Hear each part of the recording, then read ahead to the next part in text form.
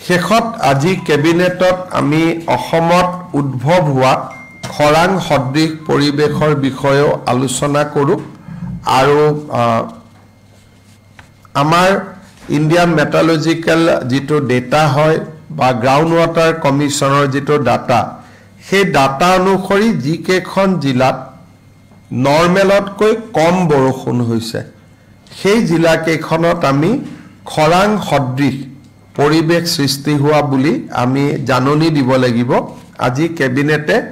এই ক্ষেত্ৰত আমাক ইন প্ৰিন্সিপল অনুমোদন দিয়ে এতিয়া ৰেভিনিউ ডিপাৰ্টমেন্টে যিকেইখন জিলাত খৰাং পৰিৱেশ সৃষ্টি হৈছে সেইকেইখন জিলাত ড্ৰট লাইক সিচুৱেশন ডিক্লেয়াৰ কৰিব পাৰিব আৰু তেতিয়া আমি ৰাইজক কিছু ক্ষতিগ্ৰস্ত কৃষকক সহায় কৰিব পাৰিম আজি কেবিনেটে ৰেভিনিউ ডিপাৰ্টমেন্টক এই ক্ষেত্ৰত অথৰিটি প্ৰদান কৰে